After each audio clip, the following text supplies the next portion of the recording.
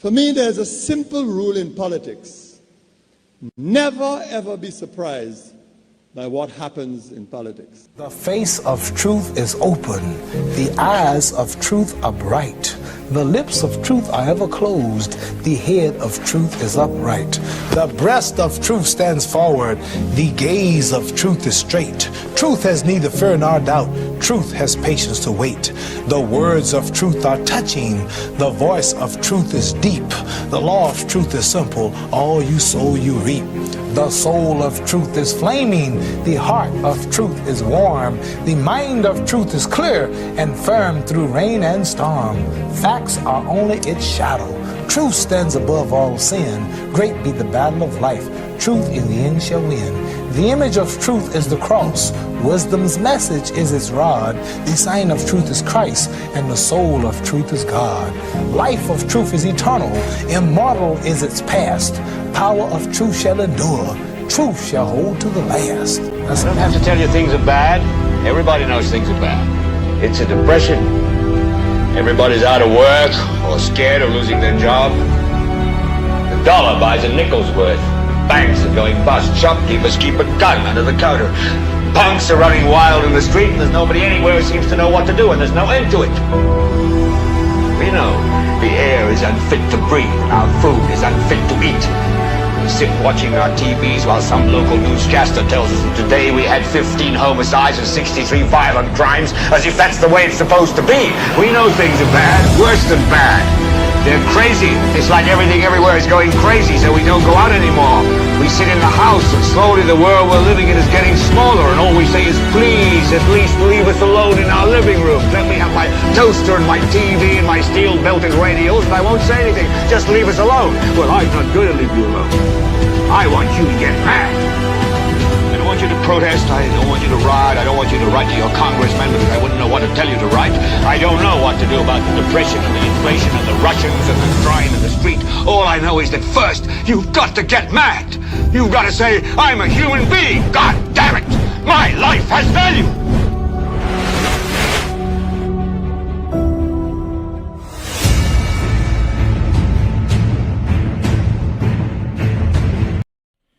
Tropical storm Jerry definitely taking its toll on St. Lucia and a number of other islands in the Caribbean.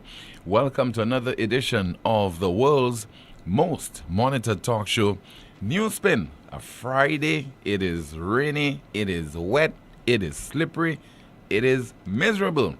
But we are still going to produce the broadcast, and it's going to be on until 2 o'clock this afternoon. It's on Power 97.9 FM. It is also on Radio Garden as well as TuneIn. And it's also on the NewsSpin Facebook page as well as the NewsSpin YouTube channel.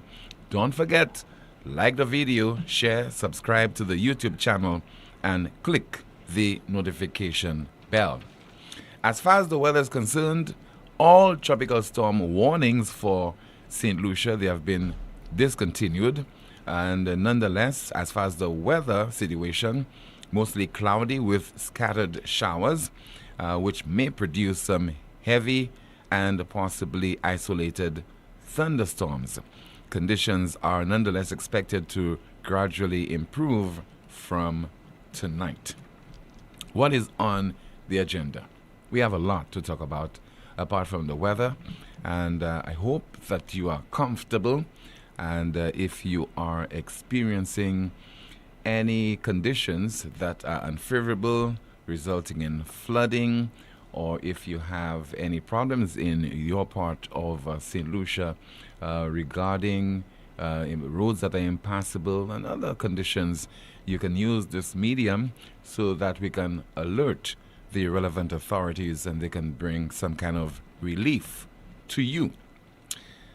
We have a lot to discuss nonetheless on the program apart from the weather, because we are very much in the hurricane season and the silly season and the political season as well.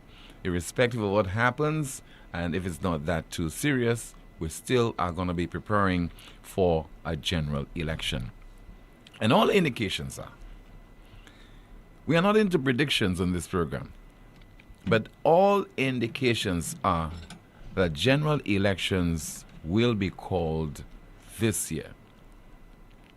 I don't think it will go into 2026. So a lot of people are going to be happy for Christmas, and a lot of people are going to be very, very, very, very sad. Because unfortunately, people are taking this whole politics thing to heart. I'm already getting a call from the UK. People are taking this politics thing to heart.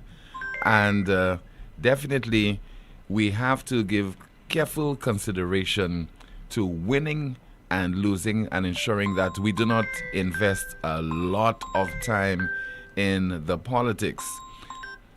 Okay, there's no need for us to invest so much time in politics that we don't understand that there is also a tomorrow. There's life after politics.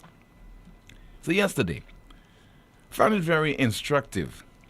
A call that we received to conclude our broadcast, and that individual was lamenting the fact that there are individuals in this country that are exhibiting intolerable behavior, a behavior that should not be acceptable at all. And I know we can preach all we want on this program with regard to being decorous, with regard to being on your P's and Q's, with regard to you supporting your party, yes, whether it's SLP or UWP or an independent candidate.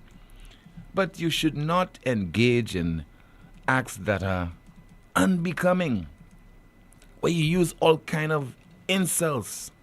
You degrade one another, especially the females, under the lives of the various political platforms, on social media, on Facebook, yes, social media, same thing.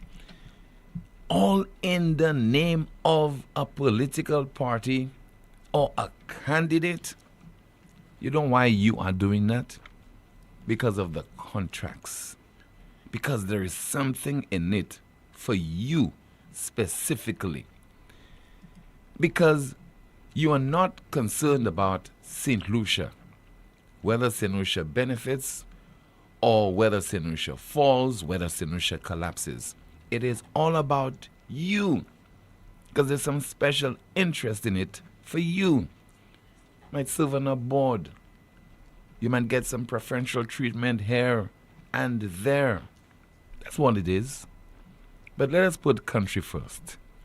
Let us respect the rights of individuals to support whichever political party that they want or candidate that they want. Because the politicians, they have demonstrated to you that they have no kind of affiliation to any one political party. They owe you, as a supporter of a political party, no kind of loyalty. I mean, today, Mr. Stevenson King, under the so-called banner of a blue wave, is in a cabinet of a St. Lucia Labour Party administration. Don't you get it?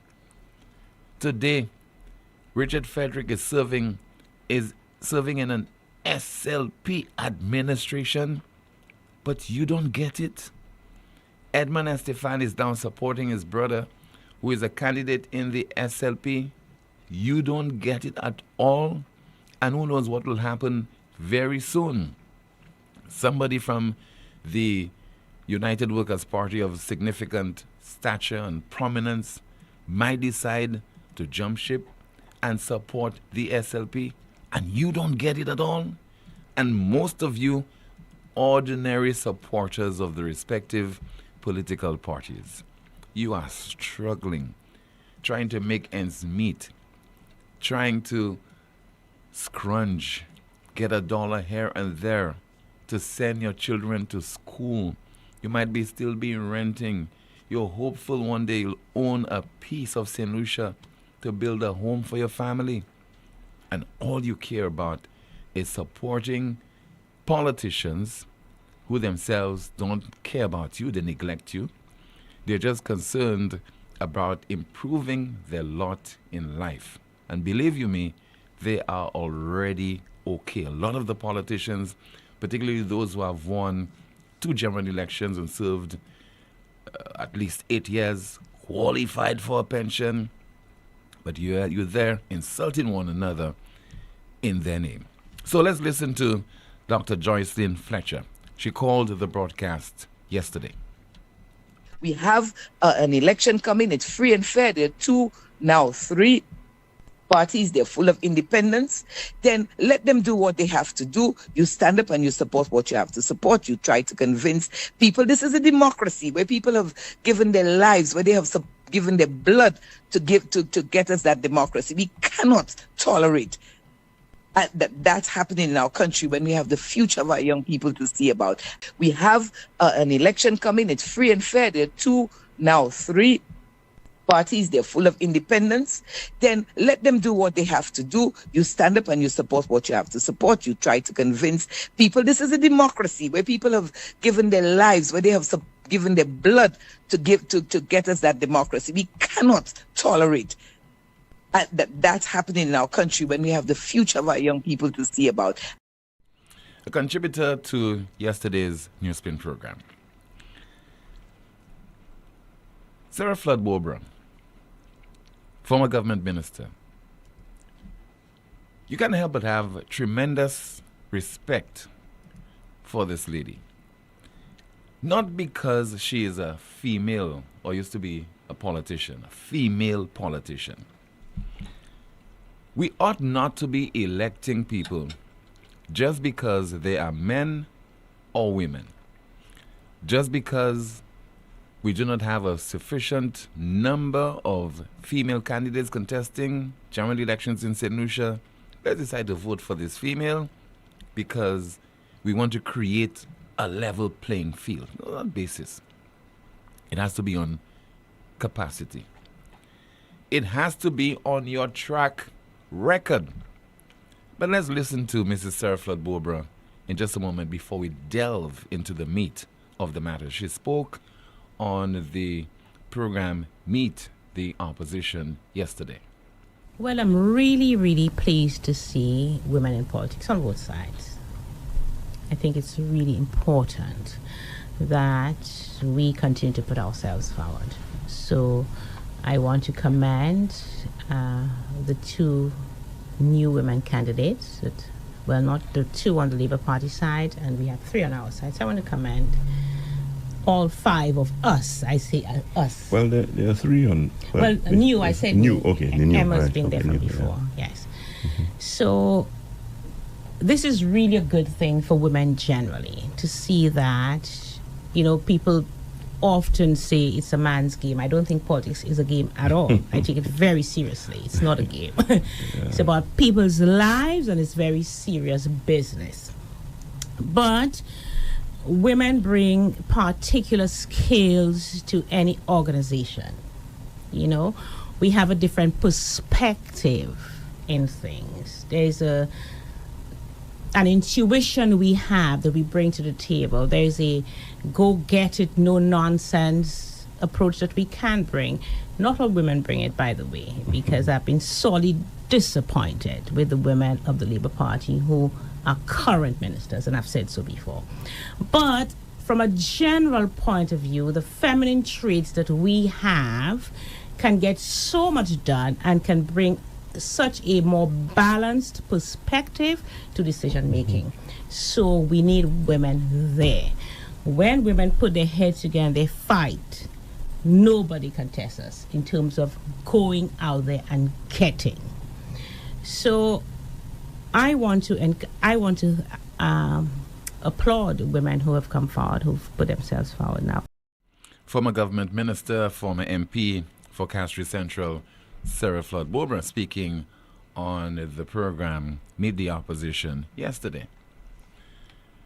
I just do not want to find ourselves in a situation where we're just applauding women candidates just because they have thrown their heart or their hat into the political ring does not mean that it's worth applauding because of the history.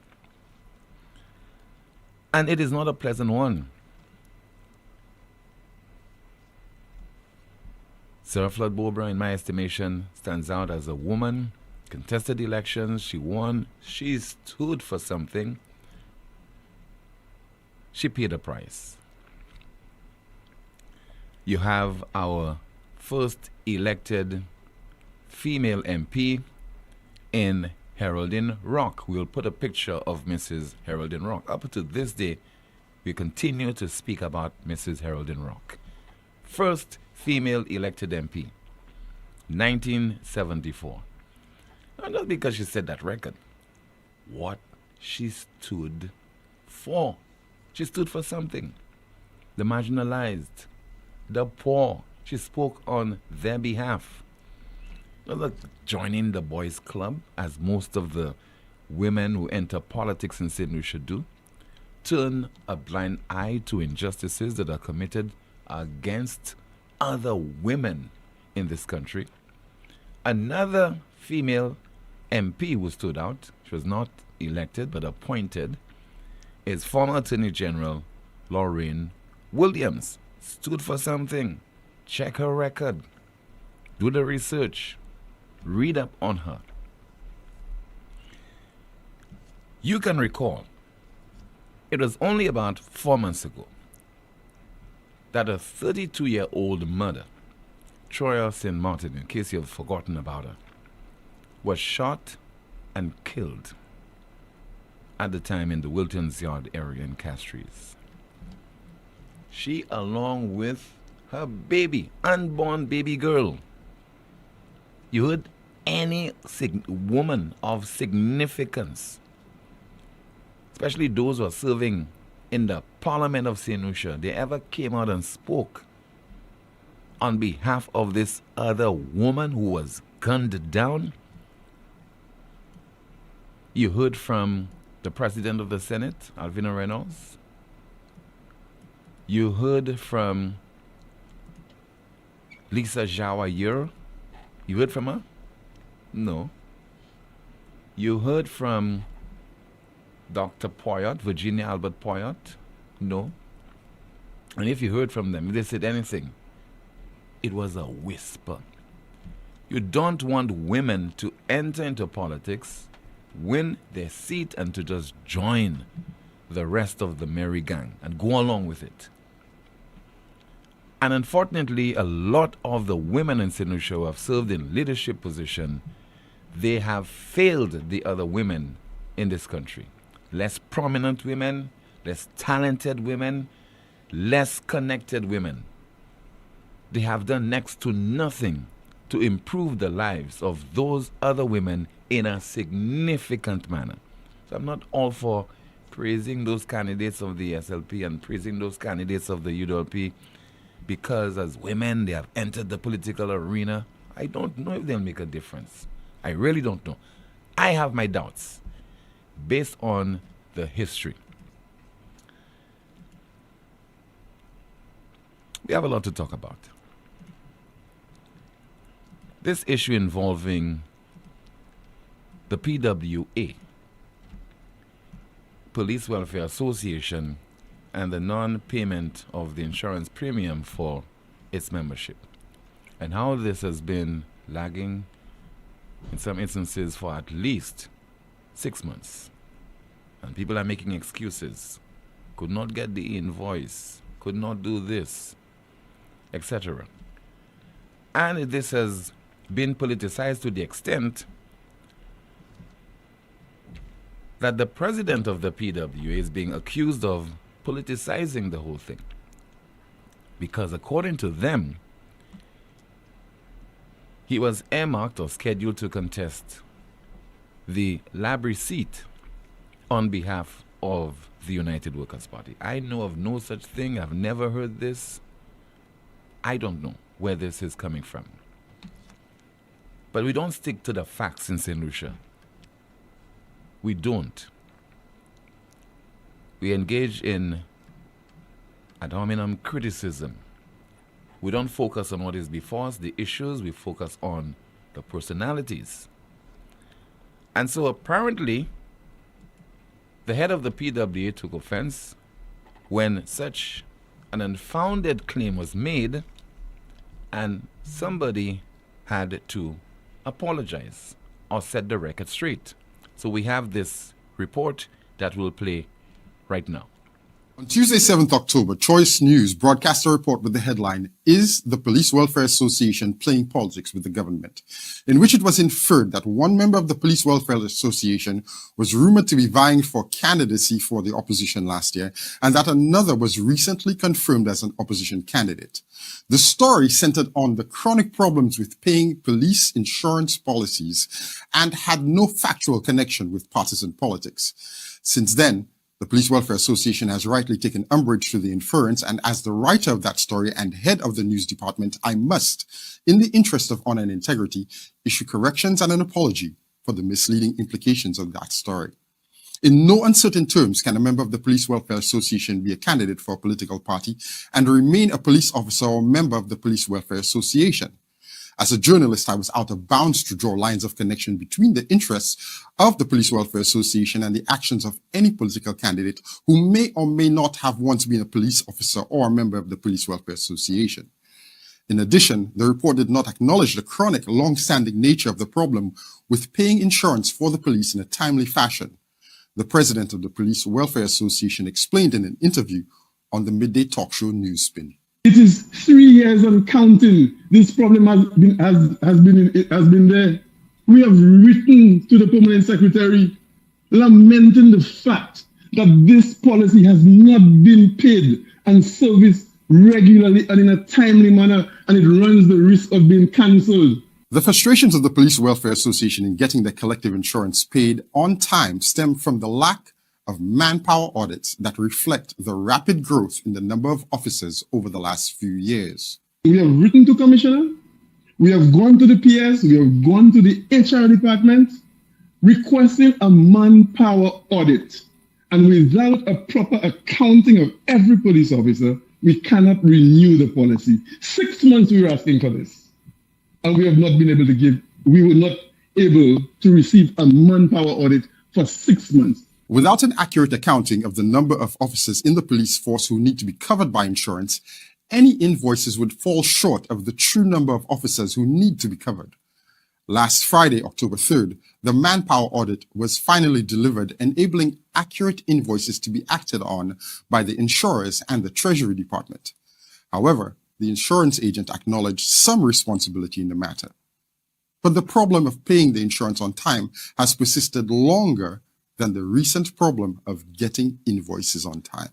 I have in my possession an apology letter from the insurance agent for not having submitted 3 invoices from July to September. Tim. These are the only invoices that were not available, only because had they submitted those invoices, it would have been shut because the manpower audit was not available. Cameron Law expressed the association's frustrations with the process of getting the police insurance paid in a timely fashion.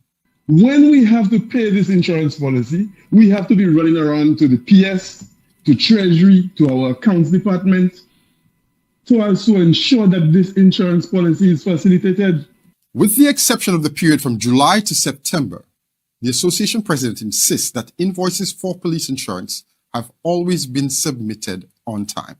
The invoices comes from the insurance agent to the Welfare Association, and it has been submitted in a timely manner every month. You understand? Every time we go to the accounts department, we're told that they have submitted the request to Treasury for payments. Go to Treasury, all we're told then, the payments are not ready as yet. The payments are not ready as yet. We're seeing it on the system, but it has not been approved. The men and women of the Royal St. Lucia Police Force are tasked with being on the front line of an epidemic of criminal violence that disrupts the peace and prosperity of the island. When there is a lull in the violence, they get no flowers or accolades. However, every incident of criminal violence invites harsh and accusatory criticism of these men and women from the public and from people like me in the media. Within the realm of issues of national security, these criticisms can be considered fair. However, to imply or infer political motives to members of the Police Welfare Association cannot be considered fair and just.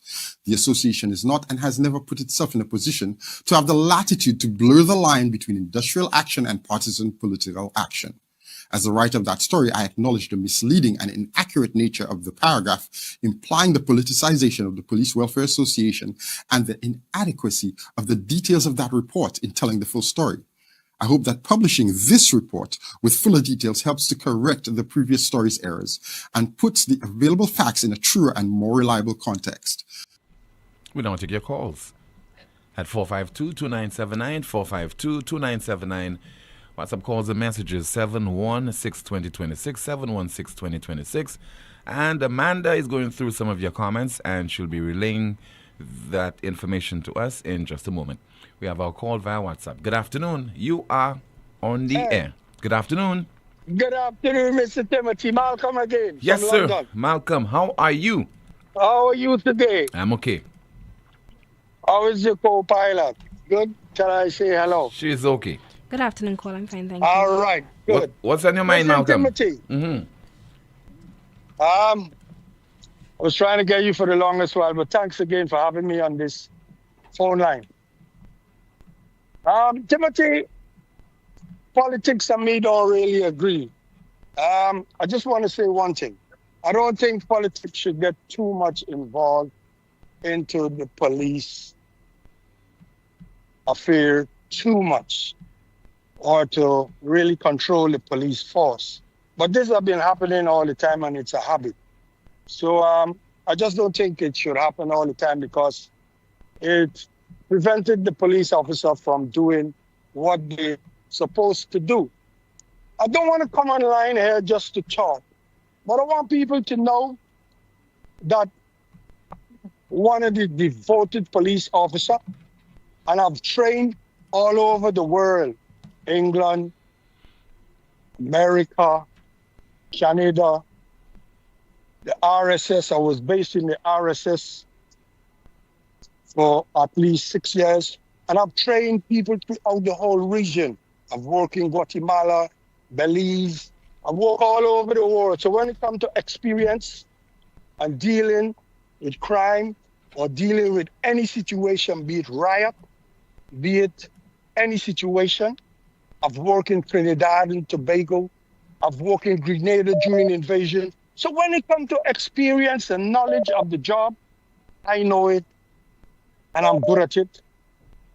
And I want the commissioner to hear me. I want you to hear me. I want the message to get to him that he know that his election coming up and I need him to get his men in gear, riot drill. I understand that they don't even have uniform.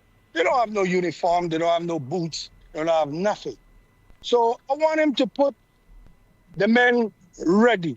And if he failed to prepare, he's going to be prepared to fail because this election, according to what I'm hearing on the radio, is a serious election and people is so disgruntled with what is going on in St. Lucia, and he needs to prepare himself when it comes to this election. Riot drill is paramount important. How are you going to fight people? How are you going to deal with people if there is a riot? I'm not saying that this is possible to happen, but if you fail to prepare, you're going to be prepared to fail. Knowing in my days, election coming up, you're going to have a tough riot team ready. And I run that. I control that. I know how to do that. I know how to fight the criminal and how to fight people who is not in order and put them in order. So I'm asking the Commissioner of Police, I receive information where this is not in place yet, and I want him to put that in place. Secondly, the Commissioner or the Prime Minister is saying we have bulletproof vests. But if we have bulletproof vests in this day and time, with the amount of guns they have on the street, running the street in St. Lucia, I believe that the police officers must have body cameras. Body cameras will protect the police and will protect the public. Now, if a police officer on his body camera and going out there to deal with the public, he should be disciplined. So your camera must be on at all times, because right now the public don't have no confidence whatsoever in the police. And the police, they self don't have no confidence in what is going on in the police force because they got no leader. No leader, nobody showing no initiative to be in charge. So that is one of the aspects I wanted to talk about. Now, based on election is coming up, I would really advise the police commissioner to show a force. Like in my days, we would do a, not really patrol, but we will go on a march. So we will leave the head office or headquarters, which is Lotto, and we will walk through the whole city, which include go up to Bocage and run all over, go right through March, show a force. And I want this to happen both in the north and both in the south. I need the police to be prepared for this election, because this election is a serious one, and I need the police to be prepared. According to information, they have not done anything yet, and I don't think they're prepared. And they need to get all the equipment ready to act. I'm not coming on this program just to talk because I want to talk, but I have proved my ability to deal with situation and deal with it in the right way. So I'm pleased to the Prime Minister and the Commissioner of Police to put things in place in order to protect the public, protect the country, and that we got a fair election and everybody feel happy in regards to the election. In regards to violence, I've already noticed that there's a lot of violence when it comes to this party and that party and the red and the yellow. Everybody have a democratic right to vote for who they are, but I've realized that there is going to be a little violence. So the commissioner, get your men in gear, find somebody to deal with training when it comes to the police force. Also, going on the range. I've run a range in Barbados, I've run a range in Grenada, I've run a range in Antigua, I've run a range in Bahamas. So you got to put your men in gear and make sure that your policemen would hit the right target when they go out there. Now, I realize that the police don't have no insurance. What a mess, what a mess. So you're sending the police officer out there to work without insurance. What will happen to their family? You're not thinking about their kids. You're not thinking about their future. This is so bad that the government is only thinking about themselves and not thinking about the backbone of the country.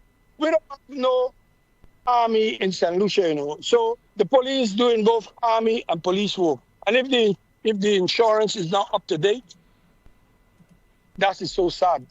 I don't want to really comment too much, but I wish the commissioner is listening. He and his men get things in gear, do what you got to do. If you fail to prepare, prepare to fail. And the criminals already know that the police officer are not prepared at all. There's no courageous police in our police force, and there's no brave police in our police force to go after these guys and fight them until the end. So I'm asking the police commissioner to take a stand, lead. I got no more to say until next time again. Okay. Put somebody else on. Bless. One love. Look after yourself. Okay, Malcolm. Thank you so much. Calling from the UK, well-known former St. Lucia police officer. We continue with your calls once again at 452-2979. WhatsApp calls and messages 716-2026. Again, 716-2026. Somebody just sent me some information there. Tim, drivers should be careful on the upper Trois-Pitons Road. There's a boulder on the road.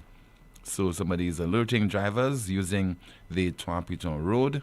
A section of the road has a boulder on it, so please travel carefully if you're using that stretch of road. Okay, let's see there. 452-2979. WhatsApp calls and messages 716-2026. Somebody said there, that's a RW picture of Maroc. Credit, please. And we should have picked the photograph of Maroc again. Mrs. Geraldine Rock, our first elected MP. And there's a photograph that was taken by Rick Wayne several decades ago. So credit to you, Rick Wayne. All right, let's see if we have some of your messages to go through. Somebody says there via WhatsApp. It's a long one. I'll go through it. It says, please allow me to use the most monitored talk show to let St. Lucia and those who aren't aware gain some more insight into another secret deal of this administration. The Ministry of Education and the Ministry of Health had previously informed current nursing students that they would receive financial assistance. However, it has now been stated that this assistance comes with a bond. While the bond itself is not the issue, the concern lies in the fact that it does not guarantee employment after completion. Furthermore, despite the initial press release indicating that all nursing students would receive the stipend, students are now being asked to submit personal financial details such as parents' income and household size. This change suggests that the ministries are prioritizing who receives assistance, contrary to the original statement. These sudden changes have left many nursing students feeling confused and misled. If that is true, well, form of advertisement that took place there that is very misleading.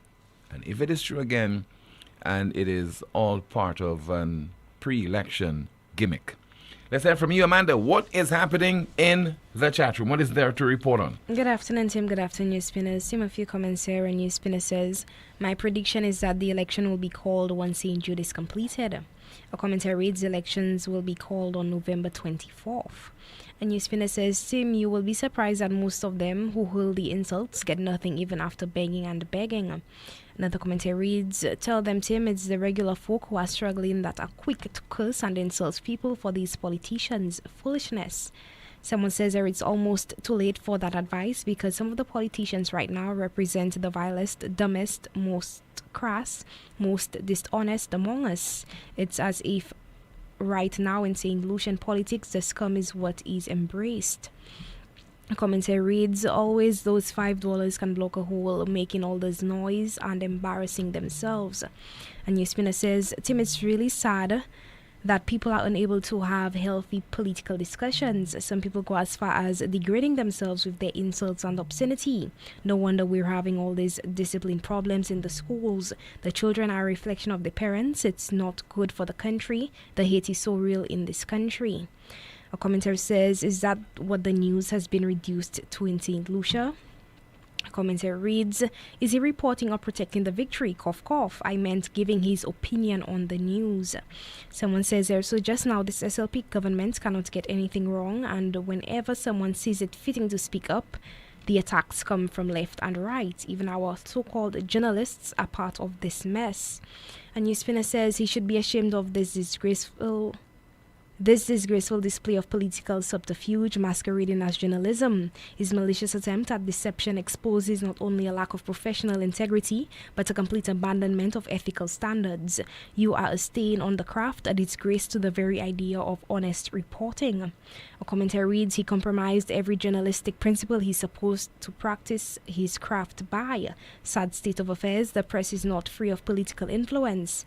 Our democracy is under threat, and I am not being dramatic. We should all be very afraid.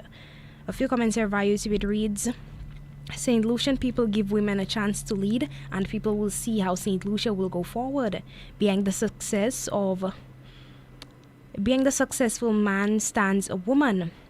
Team, they can give the best of themselves. Another comment via YouTube, it reads, These hacks are so ridiculous because the guy is speaking on behalf of everyone of the police force. Pathetic. Why make it personal? Why make it a personal attack on Cameron? Back to you, Tim. Thank you so much, Amanda. Somebody says via WhatsApp, we the people are indeed appreciative of your opening statement. Far too often, some of us are slipping away from the reality in supporting politicians before country. The hacks are more bent on protecting the party instead of their destiny. I listened carefully to an interview from a newly endorsed candidate, eventually coming out to clear her name, sounding so selfishly about promoting her obviously tinted image, contrary to coming out clear against her own domestic personal issues while presenting herself in representing her constituency. I end by saying, may I borrow a quote from the scriptures? Heaven has no rage like love to hatred turned, nor hell a fury like a woman scorned. 4522979. WhatsApp calls and messages 716-2026. A call on the landline. Good afternoon. NewsSpin, you're on the air. Hello, good afternoon. Hello, good afternoon, Tim. Yes, sir. Good afternoon to you. Yes. Tim, this is really a sad state of affairs. And honestly, I don't think an apology is enough. Because to have gone ahead and make a report and you have tarnished somebody's name, and after you have tarnished their name, you could go now and find all this information only after you've tarnished his name. So it is very similar to what Mr. Hilaire used to do in the House. He used to make wild accusations and then he say, okay, I withdraw it, but I say it already. So your name is already out there, you know, and I don't think that just an apology should suffice in that case. I think, you know, we have to do things a little better in St. Lucia. I think St. Lucia right now is the #1 subscriber for mediocrity. We really need to up our game. Tim, there's another thing that bothers me, and it has been bothering me a long time, Tim, and it is the accountability process, or so-called accountability, that is in our politics now, in everything you could think of. Personally, I don't see the accountability. I'm referring to the case whereby the female officers accused a male officer, and the cop, chief of police, said he gathered his information and he passed it on to the DPP. And he came back and gave a report that the DPP threw it out. I mean, what is that all about? I mean, I can't understand it. Who is the DPP accountable to? I'm saying, you know, the DPP has. Why is the chief of police bringing back a report that the DPP ruled on? To me, if the chief of police passed the thing on to the DPP should be the one coming on national radio and saying why he threw a case out and why a case is not worthy to go forward. Not the chief of police. I think we are miring or dirty in the water or mud in the water, as you say, between the two roles. I think those roles have to be completely separate, and we have to stop that foolishness.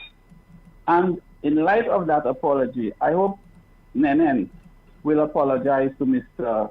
Lordwell, because on a program a couple of days ago on Radio 100, she blatantly, or you could say she literally accused the gentleman of lying without having the facts to it, because she was asking questions, oh, is this so and that so, but she never heard the original statement from Mr. Law for her to make a thing. All she came on was that, oh, I know Mr. Pierre is so honest. I know he's a good man. And we have no time for this kind of sentimental feelings. We have to go on the facts. And I am sure if a good journalist wanted to look into this thing, they could have probably gone and get the records to see how, if those payments were made on time, because all payments have to be stamped. So the information is out there. Why are our journalists not taking the time to do the right thing and stop this partisan foolishness that's going on right now? Anyway, Tim, I'm very disappointed in our accountability system. I think we need to up the game, and we can do a lot better. All right. Thank you so much for calling, sir. 452-2979. Your WhatsApp calls and messages 716-2026. Somebody says they're via WhatsApp. Timothy, I think you're a gade, a real gade. There is a young male, not a gentleman, in Castries Southeast who insults and attacks UWP supporters within and outside the constituency, overseas, via social media, face-to-face, and all other mediums. Timothy, and it's not as a result of love for community or country. It's simply for self-gain / help and affiliation with people in so-called high positions. It is a shame. That's according to a WhatsApp message. Another WhatsApp message says, a pleasant good afternoon to you. As a former police officer, I could tell you the PWA president is not playing politics. He's putting pressure as a president on both political parties when they are reluctant to do the right thing during negotiations.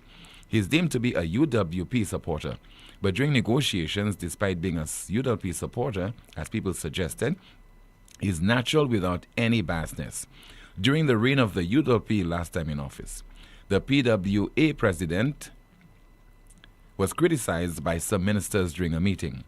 Both parties fought against Mr. Law and never found it fit to give him promotion. Mr. Law's brilliance was not a waste as a police officer. If you are not part of the clique, it's difficult. It doesn't matter how intelligent you are. Promotion is a no-no. The storeroom never has anything. That is according to a WhatsApp message. And let us see if we have a call. Good afternoon to you. This is NewsSpin. You are on the air. Go ahead with your contribution, caller. Hi, Tim. Hi, Tim. Yes, sir. Good afternoon to you. Hi, Tim. I tell you, sometimes I don't know whether to laugh, whether to cry, whether to just stay quiet. On that occasion, I heard Mr. Malcolm. I can't disagree with anything that he said. I worked with him. I know he was a trainer and SSU guy, expert at that. Cameron Law, I am happy that Cameron Law spoke. I noted that he said that he can say a lot. I know he can say a lot more than he's saying. And sometimes I ask him, boy, why you putting yourself through that kind of thing? Because Cameron Law is the president of PWA. That's his second stint, Tim. The man is 27 years. He has acted corporal, I think, once or twice. 27 years in the service. 27. Right. That's what he said on your last interview. Yeah, because you said he's 27 years. Yeah. Okay, give an impression. I'm just saying somebody might get the impression he's 27 years old, caller. That's what I'm saying. Oh, okay. No, he's of service. Yes, of yes. service. Mm-hmm. And neither administration have seen the need to promote him. And I know this one, especially this one, will not promote him. Because quite recently, Richard Frederick made him a subject on his show. Now, I like to mention names, because everybody knows that, because it was made public on a public show. When he said, ask Cameron whether he ever investigated any case or so on, and went personal with the man and all kind of nonsense. But, Cameron, boy, I'm happy that you're going to leave that. Leave it alone. Because not even the police, some of the police, that because of politics, will support you. Some of them will get in promotion that you're not getting. That we know that they don't deserve it. They will not support you. So, Gasso, just do your 2 months, whatever you say you have, and leave the people thing for them. And so, Tim, I just in closing, let me tell you something. There is a plan now. Caller, you distracted, man. By the Are you having lunch? No, Why no. is he calling? Why are you speaking on the show? Go ahead. No, Tim, last time Yeah. I spoke, I heard you ask a caller after me if there is evidence of that. Tim, I say nothing I don't know, you know. Especially when it comes to the police force, anything I tell you is the gospel. But you're about to make your last point. Now, What's it? All right. There is a plan by the opposition forces. No, sorry, the government forces, supporters, to try to intimidate, come around meetings, instigate certain problems, and then to try to use it for political mileage. But I've given them a warning. I told them that election will not be like the last election, you know. In the last election, what did we see happening, Tim? Election day, we saw certain vehicles and persons coming around, offering and passengers disembarking from the vehicles, handing people $100 notes. Everybody saw it, Tim. The videos were there. One particular vehicle belongs to a particular lawyer. I can say his name, but just because of your show, I will not say his name. That lawyer is now holding a top position. All right? That is clear. That is a fact. All right? Some people will not say, some people dodgy. They don't want to deal with those fellas because they say the lawyers, boy, are untouchable. Not by me. I can touch any other lawyers I want. Once they give me the cause to touch them. This time around, those people who are coming around, the cameras will be on y'all too. And this time the videos will be properly taken and handled, so that in the event that y'all have to be taken up after that election, y'all will be brought the right place and y'all will be made to pay. In the past, y'all have gotten away with a lot of things. This time it ain't happening. Don't come in cast resistance and do no papi show. None of y'all. Not lawyers, not police, not ex-police, none of y'all. Firemen, none of y'all. Don't come cast resistance and do your papi show and think you're going to get away. I have told y'all that from very early. This time around, it will be different. All right? Y'all can intimidate me, and y'all will not get away. All right, Tim? I can say a lot more, Tim, but I'm reserving some. All right, caller. Thank you so much. Thank you so much. Amanda, what's happening in the chat room? Tim and NewsSpin says, I recall that's one piece of tool the St. Lucian police officers will never receive under this Philip Joseph Pierre SLP administration. No way for the body cameras, and they all know why. A commentary reads, Caller, you are so right, because if SLP doesn't win this election, it will be war with the clueless supporters. They have already demonstrated what they are. A NewsSpinner says, our team, you should probably get a panel of retired police officers who were outstanding during their time to discuss the best way forward for the police force. Hopefully that can help wake the commissioner and the force up. A commentary reads, police in a mess, healthcare in a mess, heavy rain at the airports. The airport is in a mess, gas prices high, food prices off the charts, crime rising, having people afraid to leave home, business slow, church leaders have no voice, society in a numb state. Father, bring light to lift this depressive state from this land. Someone says, our team, our politicians have a big part to play because they are the ones encouraging their supporters to do what they are doing. Commentary says, so they are asking the nurses to declare the information, but the SLP ministers never declared their assets before entering the politics. And in less than 3 years, we see young politicians becoming millionaires overnight. Not nice at all, St. Lucians. NewsSpinner says, when we went to driving school, the instructor taught us that green means go, yellow means slow down, red means stop. Now apply the brakes and pull up your handbrake, sorry. Another commentator says a lot of these SLB supporters condemning themselves to defend these deceitful politicians. A few comments here via YouTube reads, caller, you just said they do not have uniforms. Why would they have cameras? As much as I agree with the concept. The commentary says, I have been saying that St. Lucian's taking everything being sold without questions. And the commentary reads, St. Lucia is being run by a Donald Trump administration, one that will attack, victimize, or fire anyone who questions their performance or trying to hold them accountable. I'm surprised that a prime minister who vowed to be a government of transparency, yet we the people are still crying for accountability, transparency, responsibility, honesty, etc. That's it for me, Tim. Thank you so much, Amanda.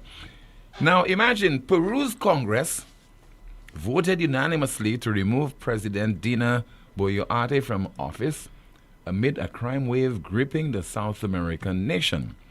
Lawmakers set up a debate and impeachment trial after accepting 4 requests to remove her, citing her government's inability to stem crime. The vote was unanimous, with 124 lawmakers voting to impeach Boluarte and no votes against the effort. The shocking turn of events came hours after a shooting at a concert in the capital inflamed anger over crime roiling the country. Imagine if we had to take that same decision in St. Lucia, with homicide after homicide. Let's listen to the Jamaican Prime Minister, Dr. Andrew Holness, because it is something which should be emulated by our own Prime Minister and National Security Minister. Recently, 4 people were gunned down in his country, and he paid a personal visit to the grieving family. In St. Lucia, you seldom witness that kind of approach by the Prime Minister and National Security Minister of this country. I'm here to personally express to the family members my own personal and sincere and deep condolences on this very tragic incident which has taken the lives of 4 innocent Jamaicans and has threatened the lives of members of the community. And I'm hoping for the speedy recovery of those who were injured in this gruesome, unwarranted attack.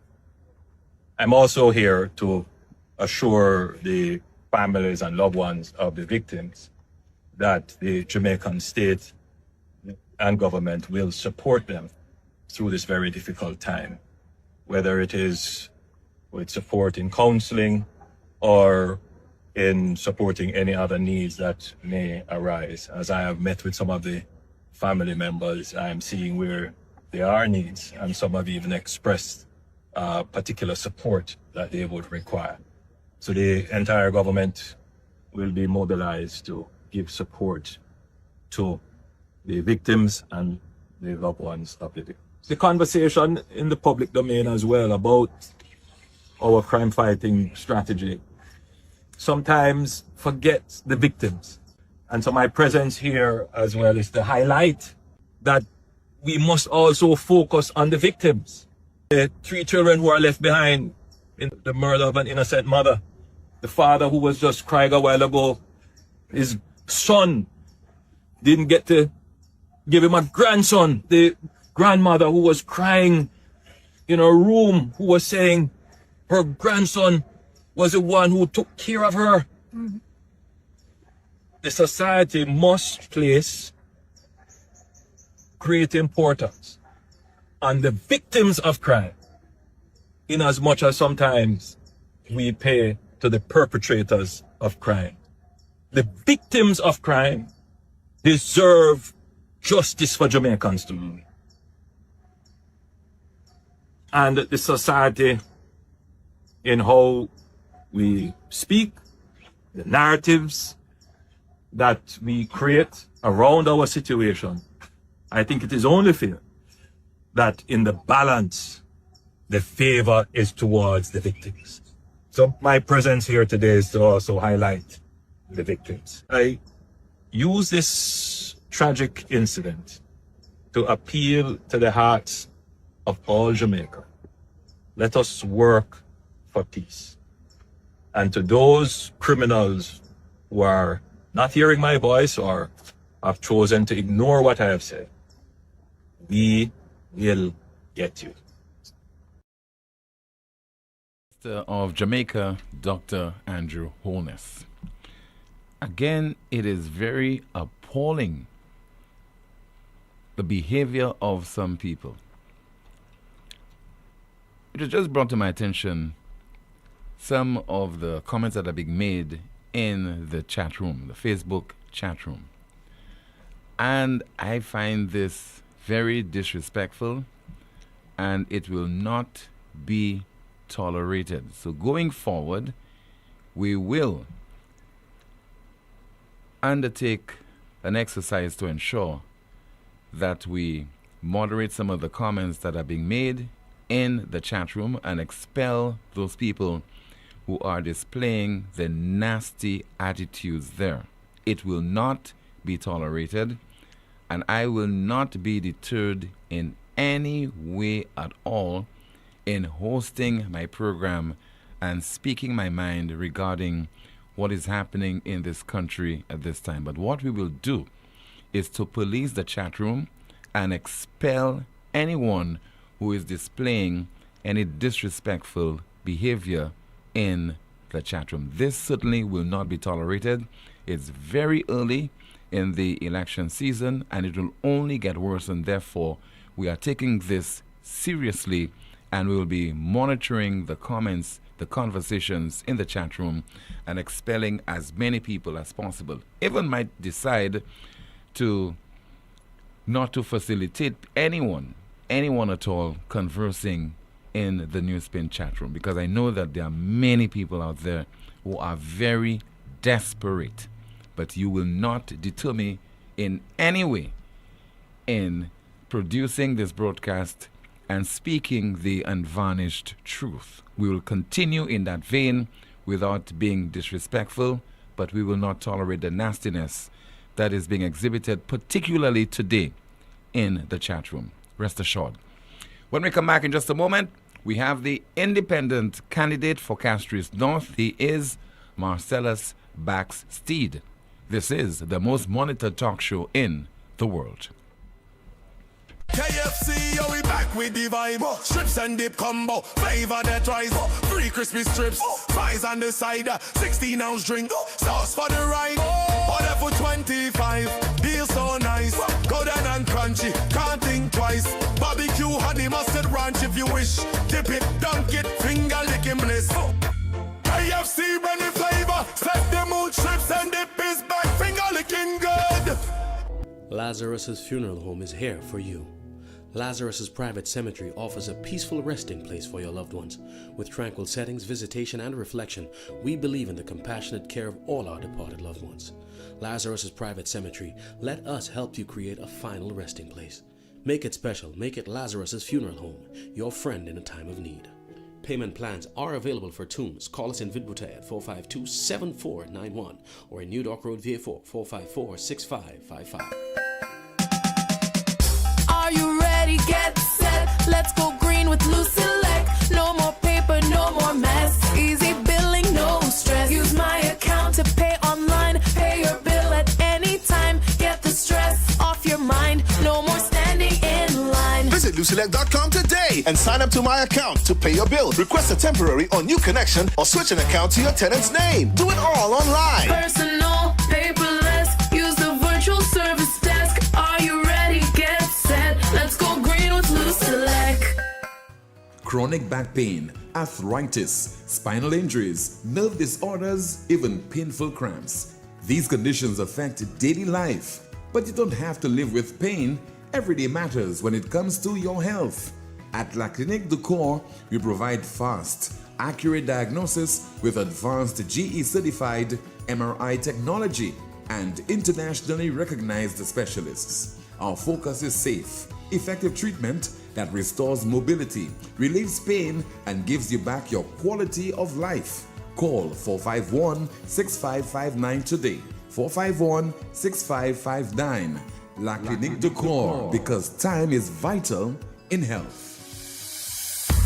At First National Bank, we believe being first means putting you first. Your first home, we've got the mortgage. Starting your first business, count on our commercial loans. Dreaming of your first car? Drive it home today. Heading to college? Let's fund that first big step with a student loan. No matter the milestone, make First National Bank your first choice for all your loan needs. First in service, first in trust, first for you. Call us at 455-7000 or visit your nearest First National Bank branch today so we can help put you first. First National Bank, here for you. It's coming. The brunch of the century. Welcome to Sunburnt. It's coming. Sunburnt.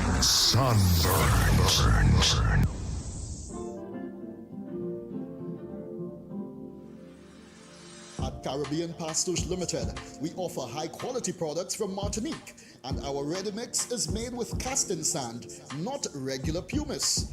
Compared to regular pumice, casting sand saves you in your cement use. At Caribbean Pastouche Limited, our materials come from porcelain stones, which is used as an additive in creating cement. Caribbean Pastouche Limited is located in Bexon, behind Essential Hardware. Give us a call at 489-0074. We're open Monday to Saturday from 8 a.m. to 4 p.m. and Sundays 9 a.m. to 1 p.m. Caribbean Pastouche Limited. Quality construction, our priority. Babono, we are coming this Sunday, October 12th from 3 p.m. The St. Lucia Labour Party proudly launches John Estefan, your candidate who will lead with purpose, passion, and progress. Join us at the Caribbean Cinemas parking lot, Alan Bousquet Highway, as we stand together with our political leader and Prime Minister, Honorable Philip J. Pierre, to celebrate leadership, development, and opportunities for all St. Lucians. This Sunday, Babono comes alive with John Estefan and Prime Minister Pierre. We are moving forward together. Who we voting for?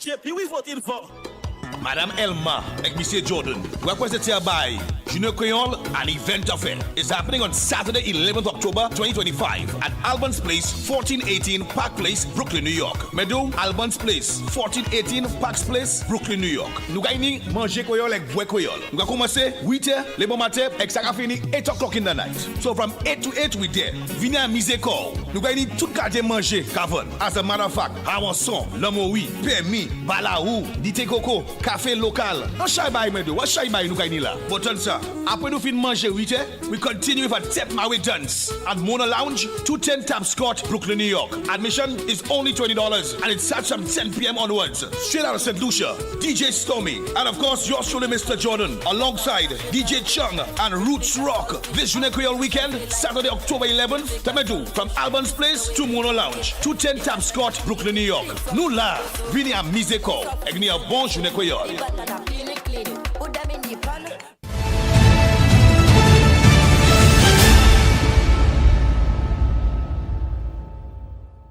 NewsSpin calling. NewsSpin calling. NewsSpin calling. Across the land, all across the world, echoes of voices, we join hand in hand. Harmony rise in the afternoon sun. Come along, NewsSpin has begun. NewsSpin is the best, better than all talk show, most monitored talk show in the world. Truth from St. Lucia to sandy shores, from cities and hills to the Caribbean breeze. We sing together, hearts at ease, education to open every mind. Learn about your country, leave no one behind. When NewsSpin is on your radio, come along hands in hands, voices in unity, singing loud. NewsSpin, who's the best, better than all talk show, most monitored talk show in the world. St. Lucian's heart to the world's every land. Knowledge unites us hand in hand. Yeah, Tim on NewsSpin call, bridging gaps between us all. Voices lift on high, under one sky we unify. Yeah.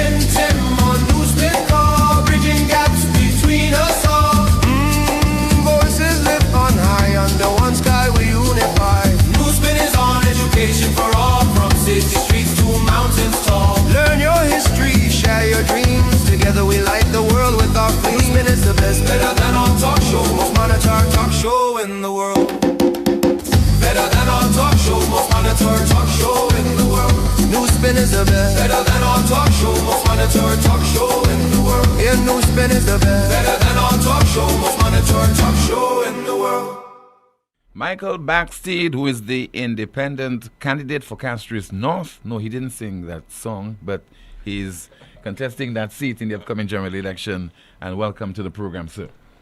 Hey, thank you, Tim. Thanks for inviting me to the most monitored show in the world. Welcome, sir. What is on your mind this afternoon? Well, a few things. We had a situation where our current rep, our non-performing rep, for the last 10 years, he got very active in the last few weeks.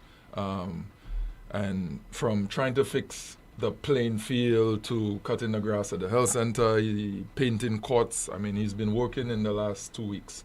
I'm happy for that, but I wanted to bring something to the attention to the people of Castries North, particularly on the playing field. The playing field, the situation on the playing field, the lights were not working for many years, and they rushed to put these new lights in.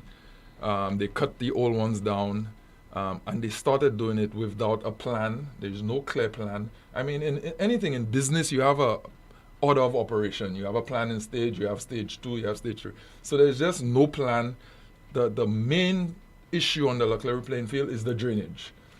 So you continue to dump all dirt from the river, and in the rush to do this, you put in new lights, you spend in thousands of dollars, and the second phase in order of operations is drainage.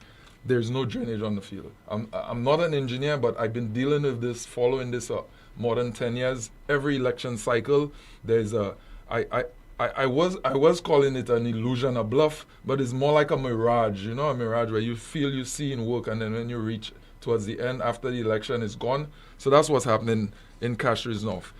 There's that was one issue. Then the rep, like I said, he's been on radio talking about the CDC building that's been rat infested, ignored for the last 15 years. He's talking about giving it to a Nigerian businessman. This is one of the main reasons I'm here. Mm-hmm. There's no transparency, no accountability. There hasn't been any, but now you're talking about giving away prime land in our constituency to do something that we can do ourselves. Our stage, the part are we in our country, our development cycle, we are no longer beggars. We are not at the stage where we need to give away everything to get something. You're talking about the plan to transform a section of Leclerc into a town center. Yes, he said it was 2.5 acres. I don't know where he got that stat from. It's actually 3.5 acres, right? I don't know where he got his stats from. He's in transport. He should have the correct thing. It's actually 3.5 acres of land. He was on the radio show talking about giving it to some investor, or making some deal with an investor, for an investor to come in and put in a market center. Mm-hmm. And what are the people of Leclerc saying about this? You have interacted with them at all? So people in the area, when we heard about this on the radio, I mean, people are for development. This place has been rat infested, it's bush, it's a nasty, it's an eyesore. So yes, we want development, but at the same time, we do not want a closed deal where we know nothing about it, and at the end of the deal, you hear, well, maybe it's a bad deal for the people. He spoke about the indigenous. I don't know if that was a Freudian slip on his part. He said there would be room for the indigenous people. That's his own words. But and this was not planned. So I have the clip. Let me just play the clip of Mr. Stevenson King making that reference. It was during the program Meet the Minister. I think it was last Thursday. Talking about the Caribs and Iraq. So.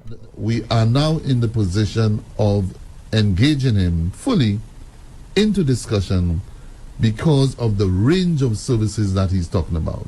So basically he's talking about He's talking about shops, boutiques, opportunities for the indigenous people. And we are now in the position of engaging him fully into discussion because of the range of services that he's talking about. So basically he's talking about shops, boutiques, opportunities for the indigenous people. Yeah, that's what you're saying. Yeah, I mean, who is he talking about? The Caribs and the Arawaks? I mean, the indigenous people, that shows very clearly that this man should not be managing any deals with his history, right? We need accountability in Castries North. We need a clear system where we know what's the deal, what we're negotiating, what we're offering. We don't know. The last time he made a deal when he was Prime Minister, he gave away 510 acres of land, and it cost the country almost $60 million to buy it back. He should not be negotiating any deal for Castries North. He has not done anything with the river. The health center is in a mess. All of our infrastructure is crumbling in Castries North. Mondidor and Agard has been ignored severely for the last 10 years. In the next 2 weeks, you should not be making any deal on behalf of the people of Castries North. The people of Castries North will come out, we'll demonstrate if we have to. We will do whatever it takes, but this will not happen he should not be speaking for us. What do you think should have been done? You think there should be town hall meetings and discussions prior to that announcement? Well, I've been advocating for the Freedom of Information Act as part of my campaign. And I've been writing about it, talking about it, and even Rick Wayne was not aware there was a Freedom of Information Act. So when I started doing, I had a copy of it, I started doing some research on why the Freedom of Information Act was enacted or was passed. And it ties back to Kenny Anthony and Stephenson King. These were the two, I want to say culprit, I don't know if that's the right word, but the two individuals that almost got the Information of Act forced on us. And when I say forced on us, it was passed, the Information Act was passed in 2009, but it's not become law. It is not law. It was never gazetted. Yeah, never. It was never gazetted. So you have to take back why this Information Act. It was passed. It wasn't an initiative by the government. It was something by the Organization of American States that tried to almost force it on us, and we had to pass it because of some of the bad deals that were happening in the country.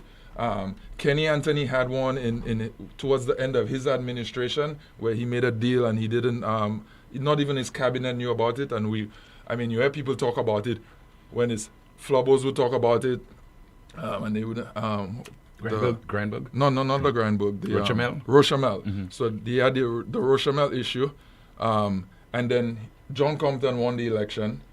He passes away. Stephenson King becomes the prime minister. Then Stephenson King gives away 510 acres of land in exchange for 12.5% of a preferential stock.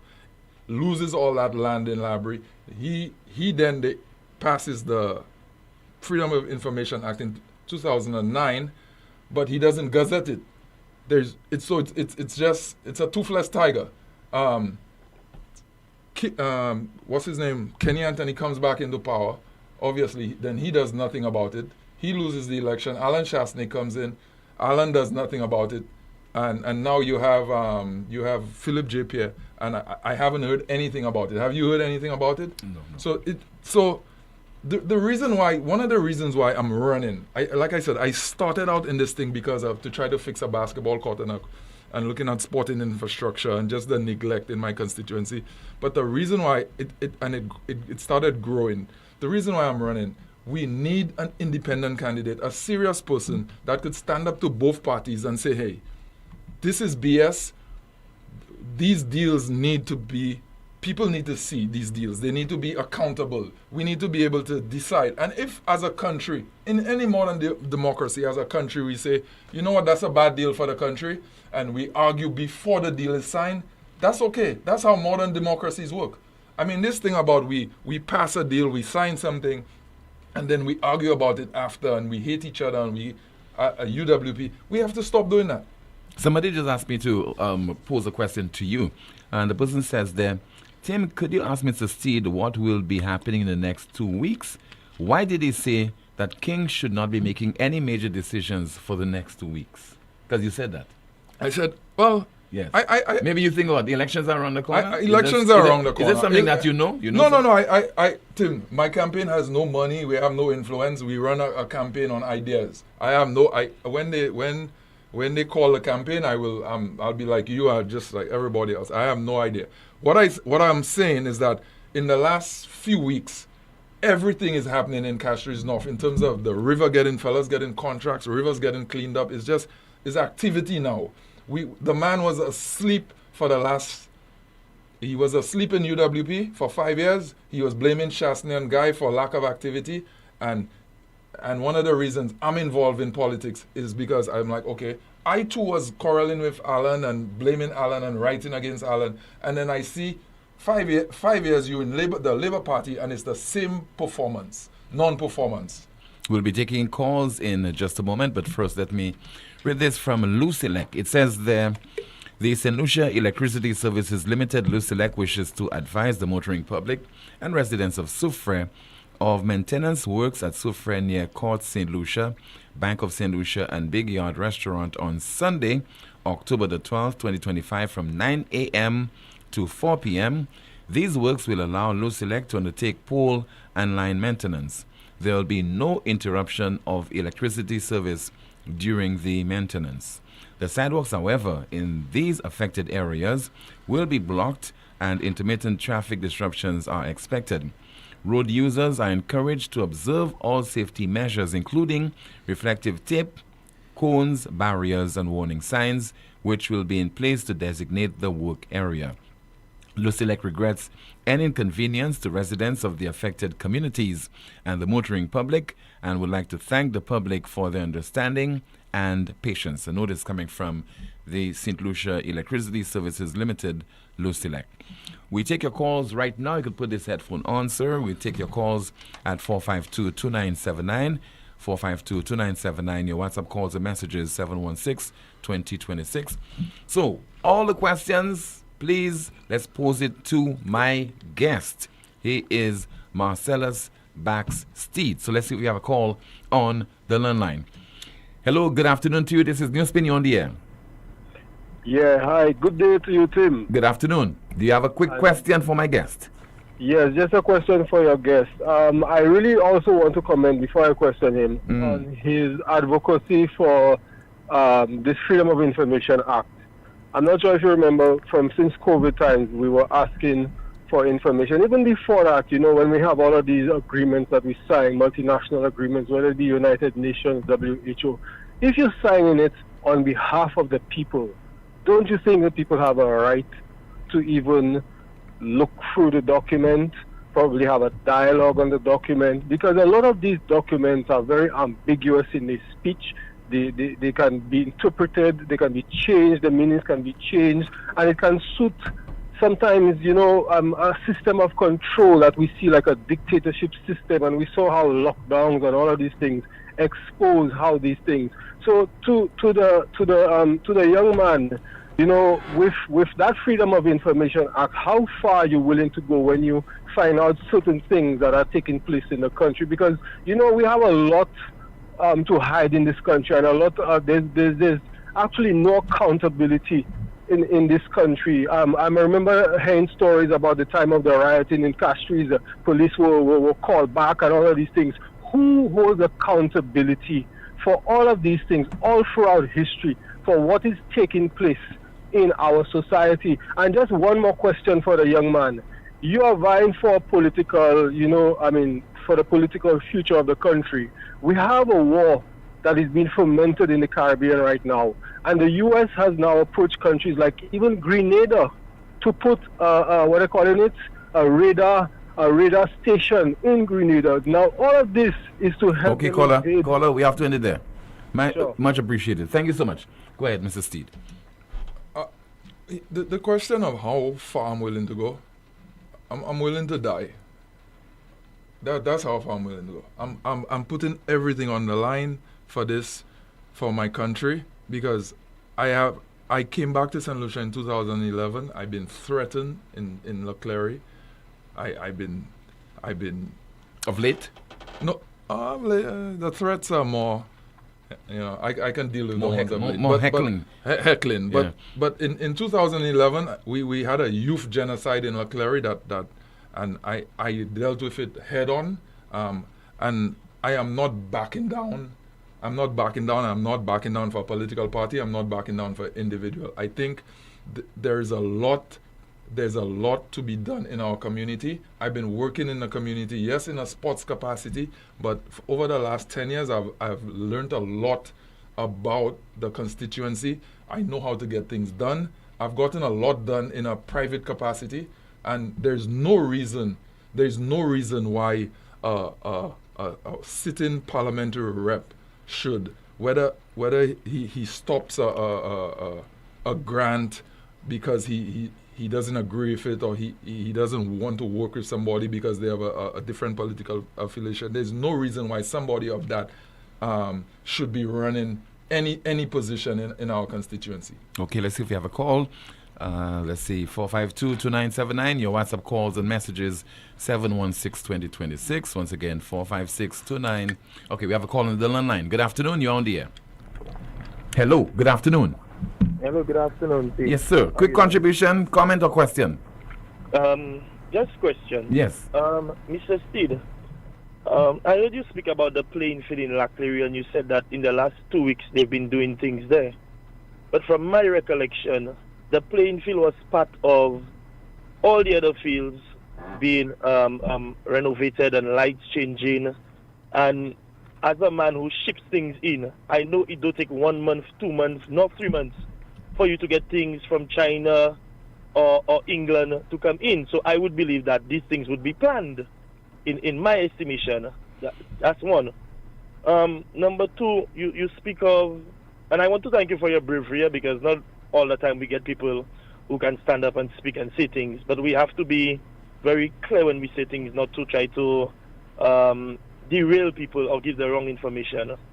You speak about AGAD as one of the places.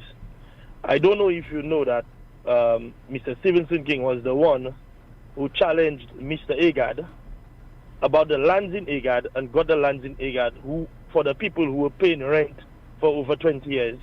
I don't know if you also know that under the last administration that he was also part in, this is where majority of the roads, the concrete roads, all these roads that had not ever been done were done at that time. The playing field and so on and so forth, including the Kawili and the Chase Gardens, many other things. So for me, I hear you, and I believe that you want good and positive for the community, and I applaud you for you wanting to be an independent candidate going up.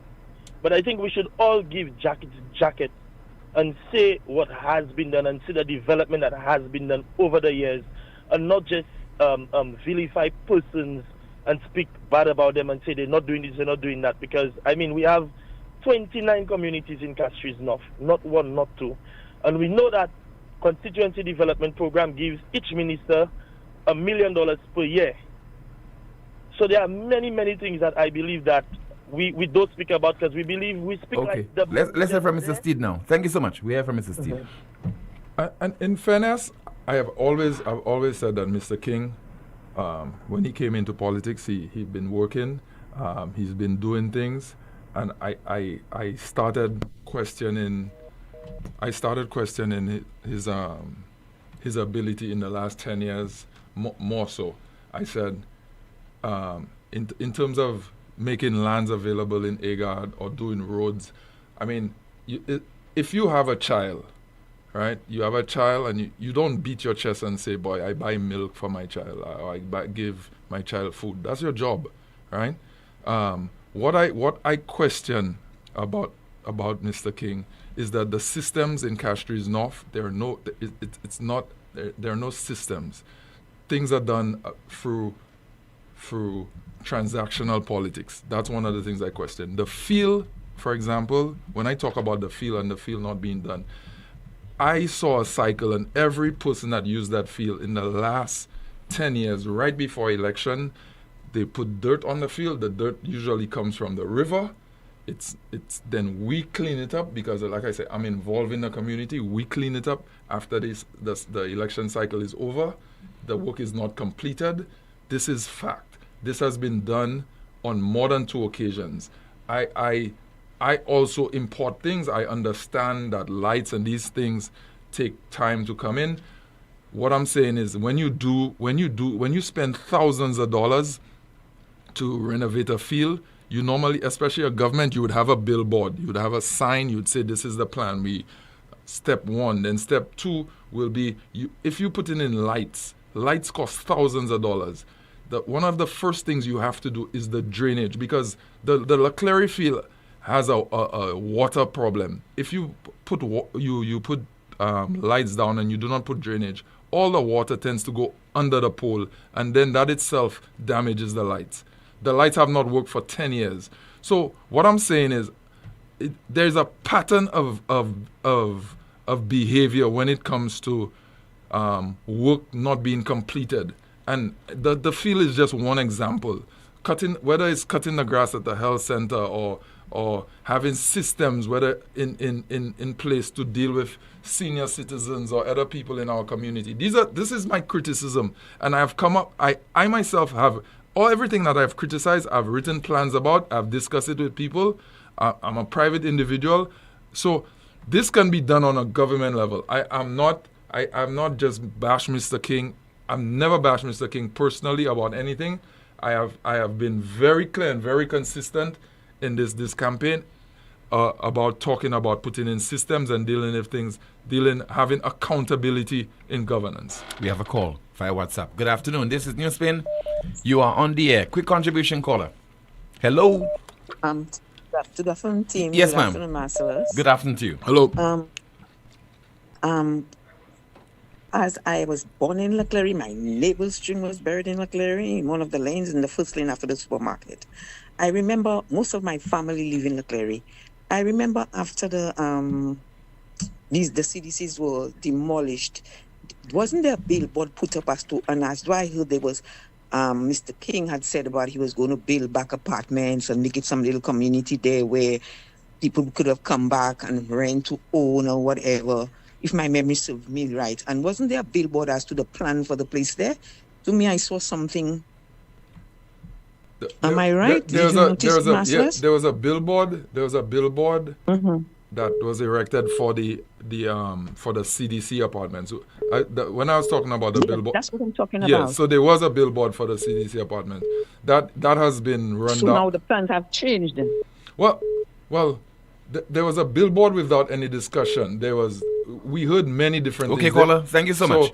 We have heard many different things that would happen there. At one time, there was a Trinidadian investor that was going to do it. There's been different. We've heard many different things. So this latest Nigerian investor he was not on the billboard.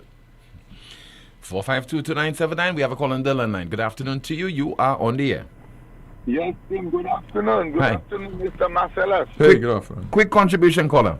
Okay, I'll make it short and nice. Tim, the guy who called. Go ahead. Well put together to try to make Marcellus look bad. But everybody know that King, why now? Why now after 4 years? And he had 5 years of UWP. Why now? Why now he's coming and do all that? Marcellus, you totally correct on that.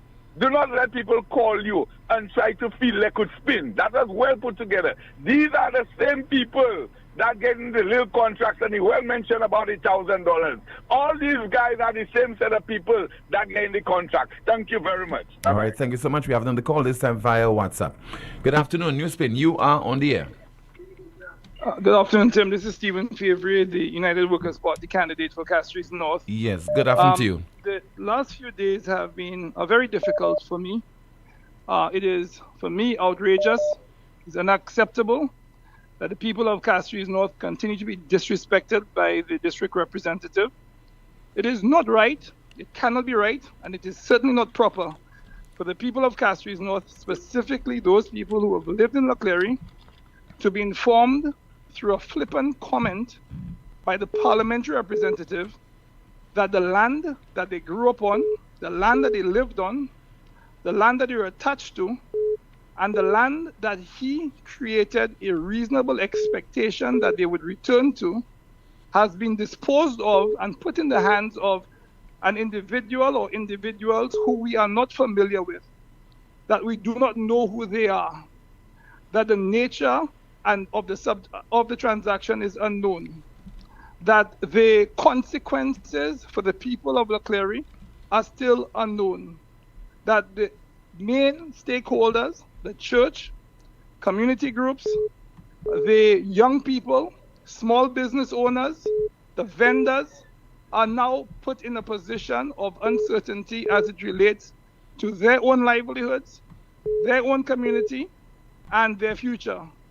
I am again asking the district representative to come clean on this transaction and share with the people of Castries North what the implications are and intentions are for the area. Again, the matter with respect to making the area a special economic zone, I ask everyone to do a little bit of research on the implications of making an area a special economic zone. And typically what happens is the small man is displaced. The poor person is shut out of investment opportunities and a livelihood. Homeowners will be under tremendous pressure to sell. Gentrification has implications. So I urge the minister to bring the people of Castries North into their confidence, his confidence, and share with them the implications of that deal, who the individual is, what the expectations are, and how they will be treated, whether they would benefit from this. This, Tim, is unacceptable, and it follows a pattern of behavior by the MP.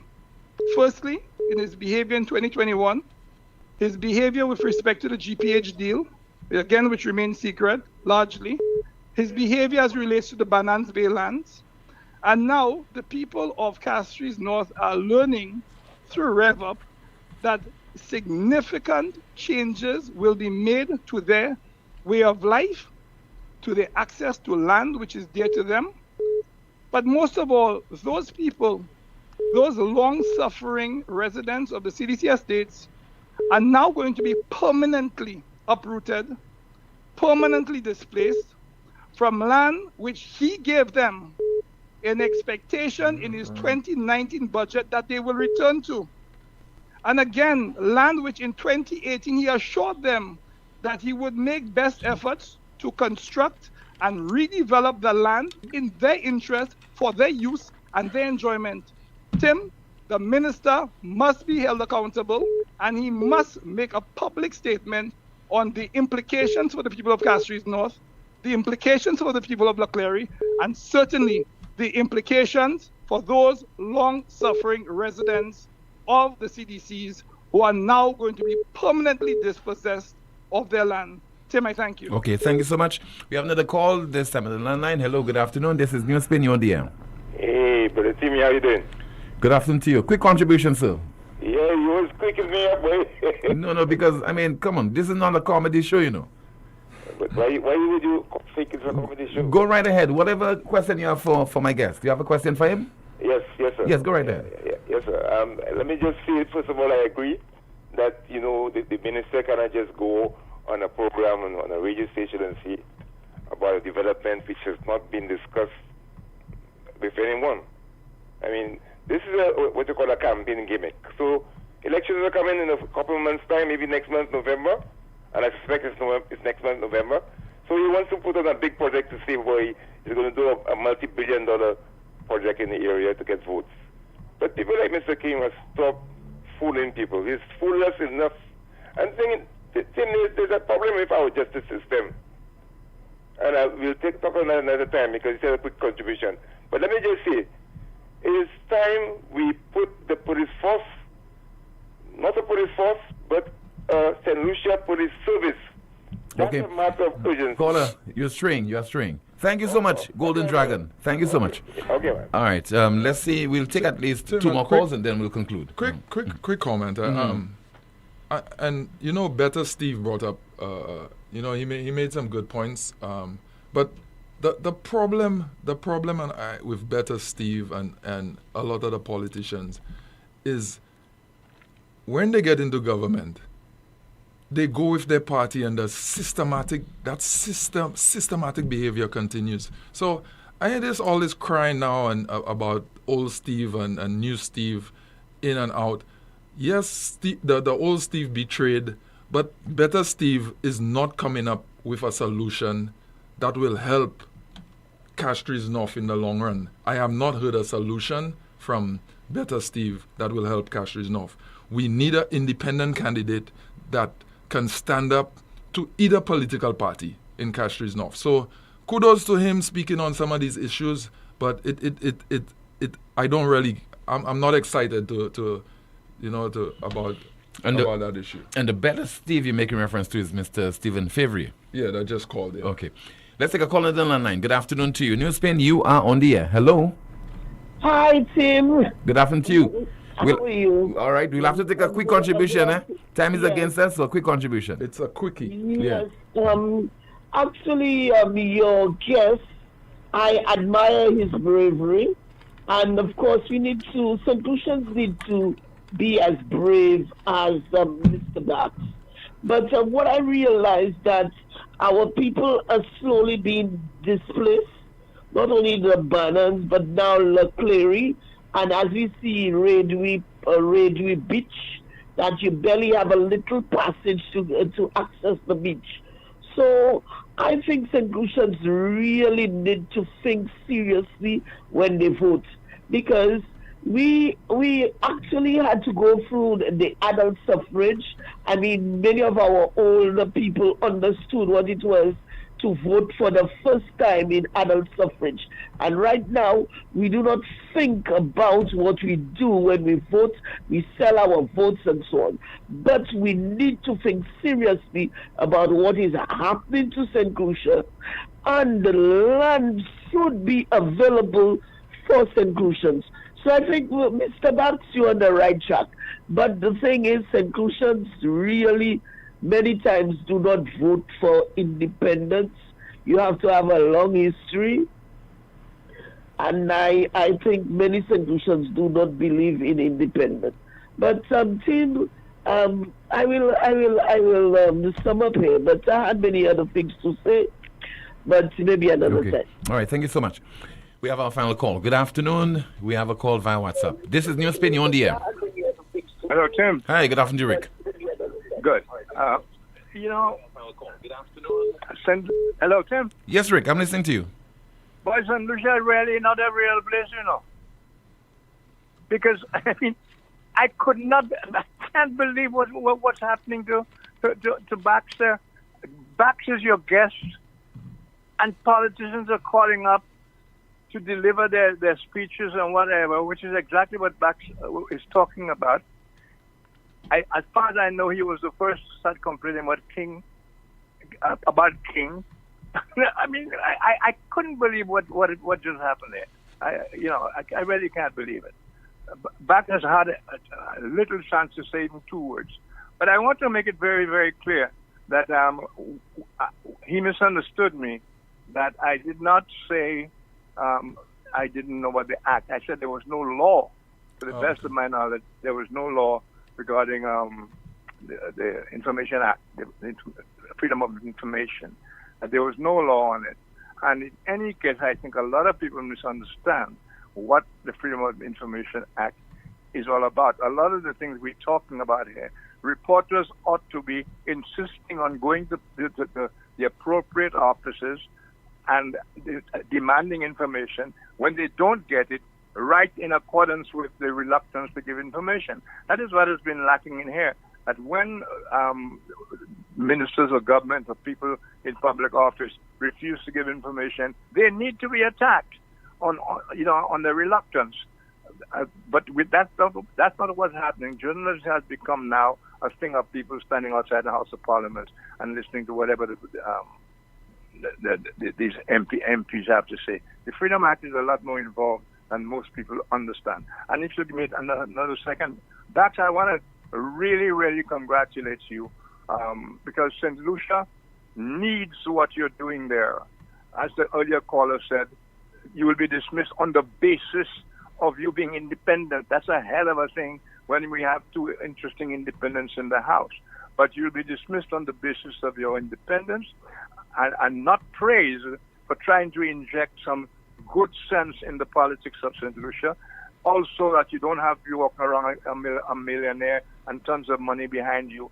I see you walking around all the various places, making very, very clear what's wrong. You've obviously done your research. You've talked more about King than I've heard anybody else talk about him. And yes, there's a different King today than there used to be in the time when of John Compton. And I think that the King began to change. Not began to change. There was a major change from the time King became Prime Minister of St. Lucia. So allow me to give you a slap on the back. I don't expect you're going to win the election, but you're doing something greater than if you want a seat. You're showing us how an interested party should carry on. That you don't need the millions of dollars, which ends up leading to corruption. You don't come out like some, to use a stupid word, bourgeois. Or you look like one of the people, and I wish you more attention would be paid to that, and more credit given you for your courage, because not even you believe that really that you're going to win that election. I mean, it's good to think that. Rick, I take serious offense when you say things like that. Okay, I take serious offense. No, I'm very serious about that, because it's all right. Because what you're doing, you're planting into the minds of the people, of the voters, that he can't win, so don't support him. And the same. Look at the call you. No, hold on, Rick. Before. Hold on, Rick. That obtains for every candidate. Hold on, Rick. Hold on. That obtains for every candidate who is in the contest right now. I think all of them have a chance let me to just win. Modify that. Let me just modify that a bit, Tim. This is no ordinary independent candidate. I see this guy as the future. I see this guy as what it should have been. I see this guy as a guy who really cares. The independents we're talking about usually come in because they're disgruntled with, they were in a party before. Look around. They were in a party before they got kicked out or whatever, or they have a problem because they can't get in. And on that basis, they begin the campaign with all kinds of vindictiveness. This man's campaign as an independent indicates to me a caring man. So, I hope I've clarified what I just said there. And the matter of not winning and so on, it's not on him. It is the attitude of a very uneducated electorate. Thank you very much. All right, thank you so much for calling, sir. You see, because I don't have a horse in the race. I don't. But I don't want anybody to say... I'm a steed. I don't want anybody to say, for example, that Guy Joseph can't win, and Lisa Jawaye cannot win, and that one cannot win, and so on. I mean, everybody, I think, depending on the level of work, the kind of work you put into your campaign, there's a possibility that you can win. Or the conversely, people tell you that this guy, Philip J. Pierre, cannot lose. Philip Pierre can lose if Chico puts in the work. Likewise, if Philip Pierre puts in the work, Chico can lose. Go ahead. Final comments. I just want to take this opportunity, since I'm on the most monitored talk show. We have a signed MOU with Washburn University. Any student that want to attend university in Kansas. I went to school in Kansas on a basketball scholarship. We have a lot of basketball players from LeClaire, Soufrière, and around the island have gone through the program that I create through basketball.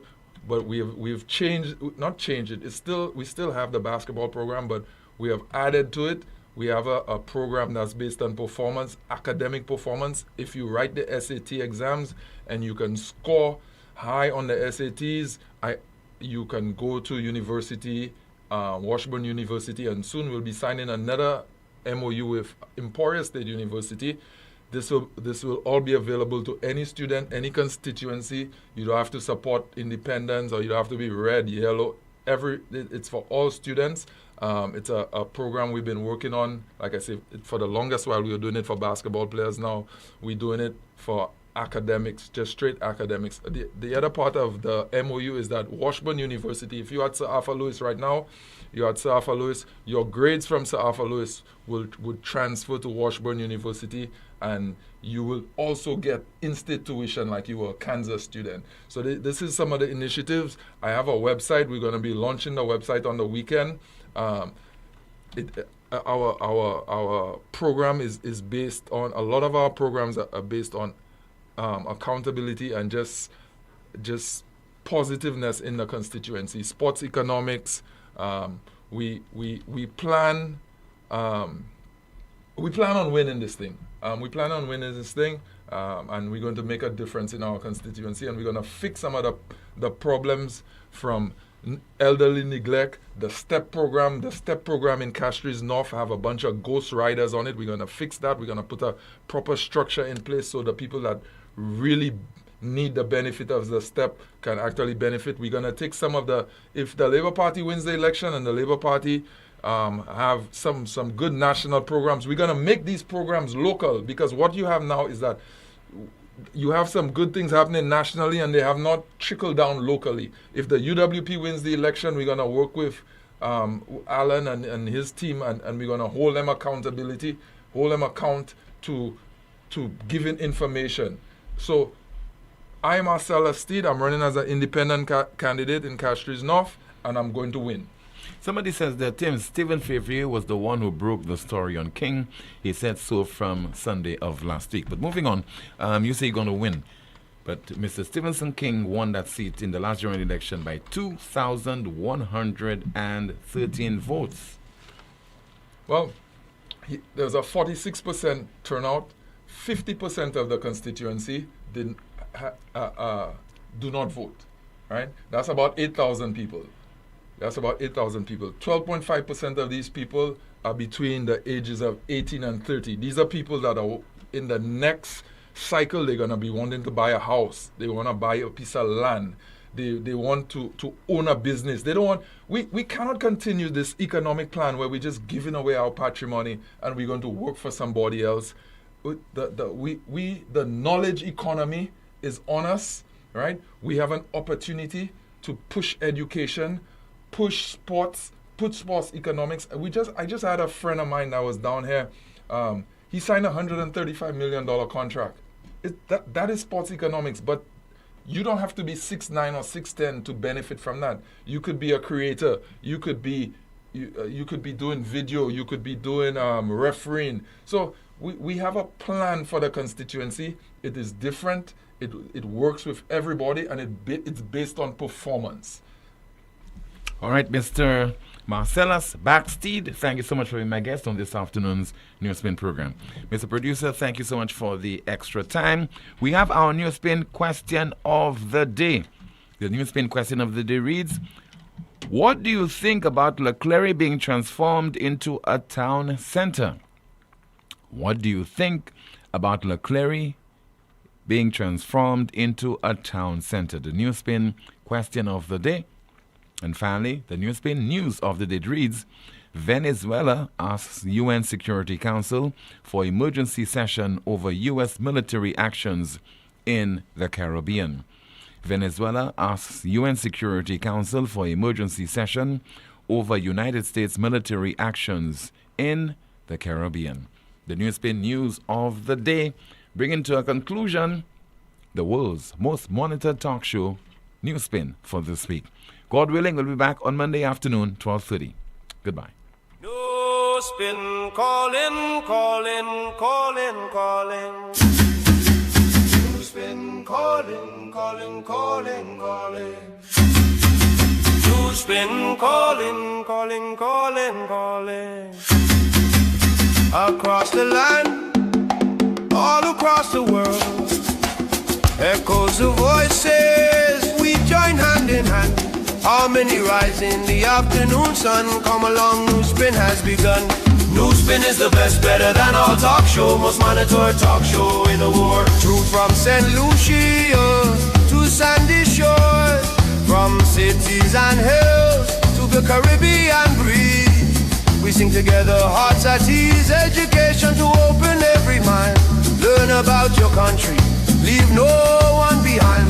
NewsSpin is on your radio. Come along, hands in hands, voices in unity, singing loud. NewsSpin, who's the best, better than our talk show, most monitored talk show in the world. St. Lucian's heart to the world's every land. Knowledge unites us hand in hand. Yeah, Tim on NewsSpin call, bridging gaps between us all. Voices lift on high, under one sky we unify. Tim on NewsSpin call, bridging gaps between us all. Voices lift on high, under one sky we unify. NewsSpin is on education for all, from city streets to mountains tall. Learn your history, share your dreams. Together we light the world with our flame. NewsSpin is the best, better than our talk show, most monitored talk show in the world. Better than our talk show, most monitored talk show in the world.